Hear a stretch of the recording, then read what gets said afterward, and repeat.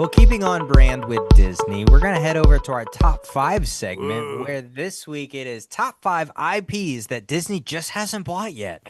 Now, let's explain this a little bit more. It's really top 5 IPs that would be interesting to have a Disney twist. Yeah. So, I mean, I think it's fun. If they were available. If they were available. They will never be available. Probably not. But, yeah, but I mean, it's fun to play. It's fun to play.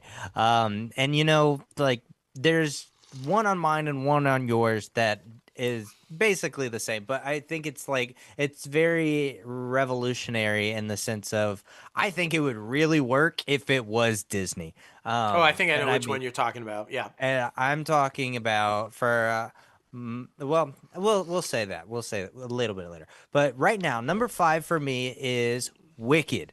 Wicked, man. Oh my gosh. I mean, think about it. It's a musical. Disney does so well with musicals. Think about the colors. Think about all of the amazing different animations. Hopefully not like Snow White animations, because we know how that went over. But hopefully, to see different things that Disney could do in that world, I think would be very interesting to see. I think the songs would play out. I definitely feel like if Disney had this property, then there would have been a little bit more space between Wicked and Wicked for Good, in my opinion. But yeah, I thought that would be an interesting one if that had a little Disney twist to it. My number 5, Wicked. Yeah, I'll talk about that a little bit more later because, yeah, I see. I have also some thoughts on that.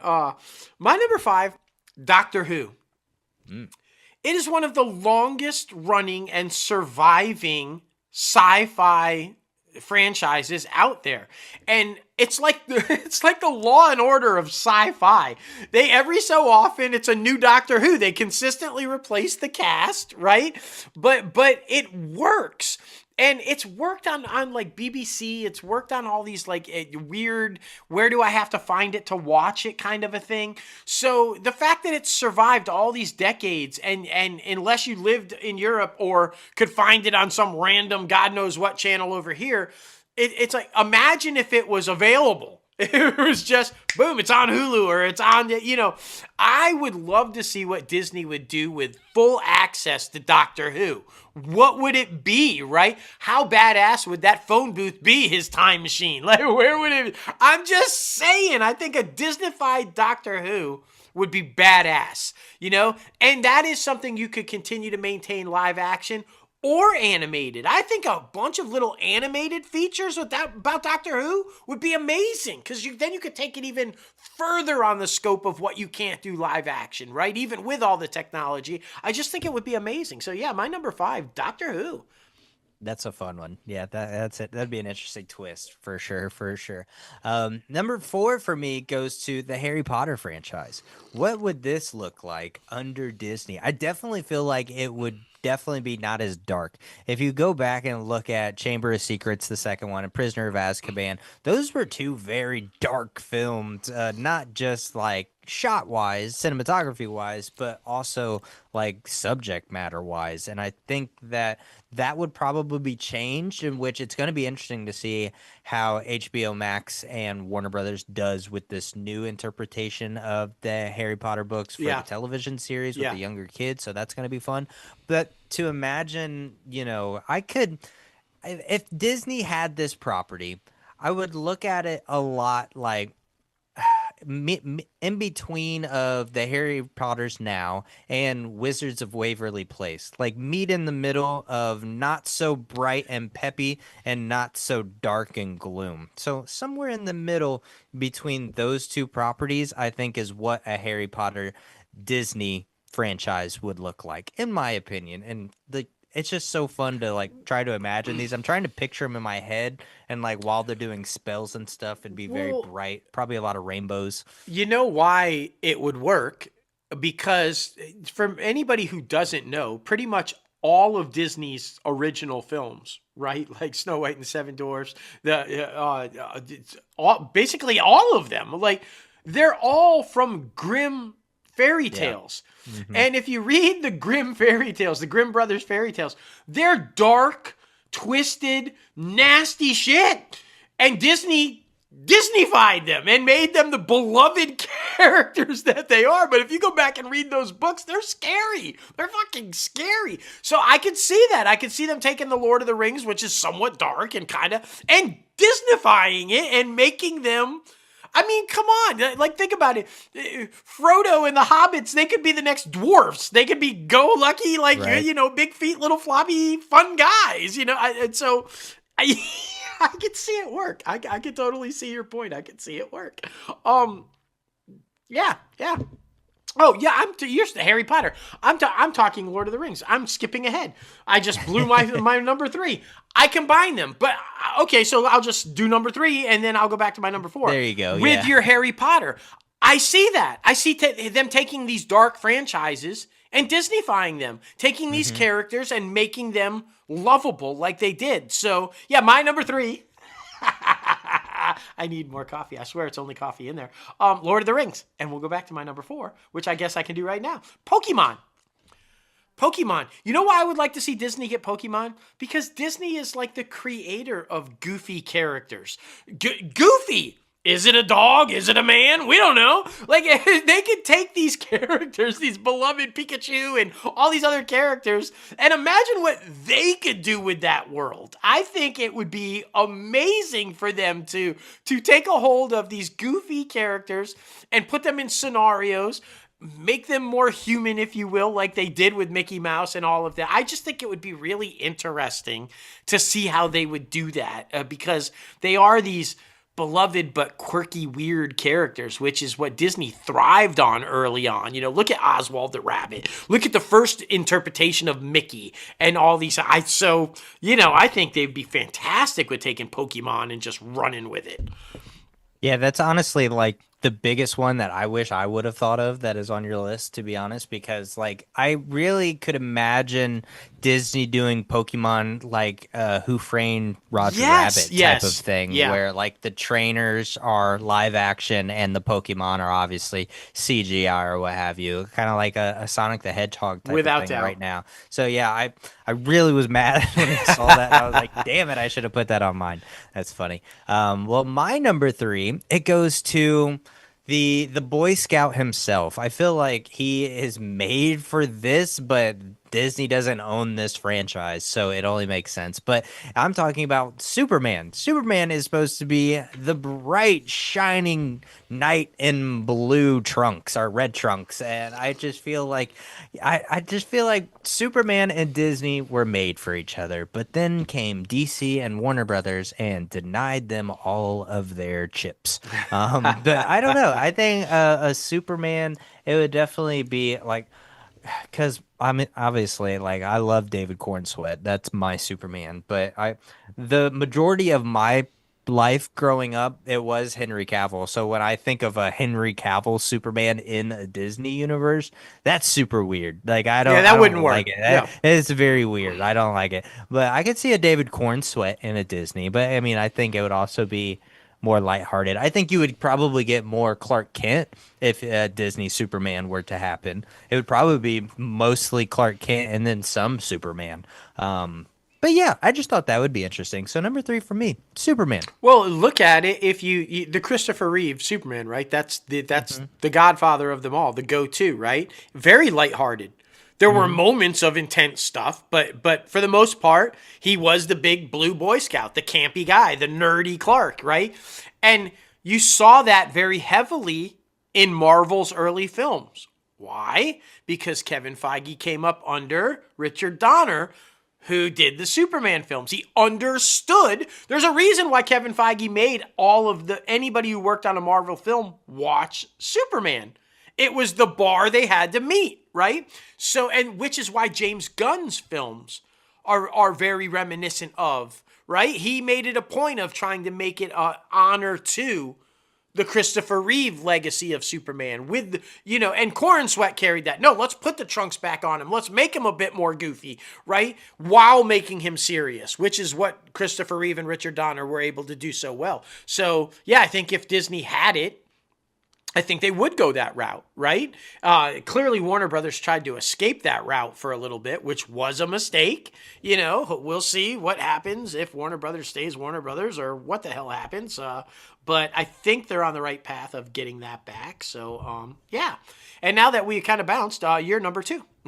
Yeah, my number 2, having conversations with a lot of different people about this top 5, they were surprised that this wasn't a Disney film. I Yeah. mean, obviously, normal people, they don't know studios and who does what.